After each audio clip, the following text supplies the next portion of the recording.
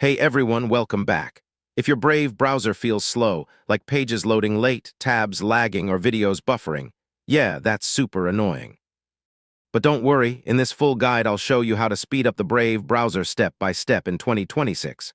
First, restart your browser and your PC. It clears temporary memory issues and can instantly improve performance. Next, clear your cache and cookies. Over time, stored data builds up and slows down browsing. Now disable or remove extensions you don't use. Yeah, too many extensions can slow everything down in the background. Make sure hardware acceleration is enabled. This lets your GPU handle some tasks, improving speed.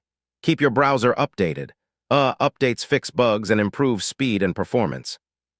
Disable features you don't use like background apps or certain browser services. This reduces resource usage. Too many open tabs can slow down your browser.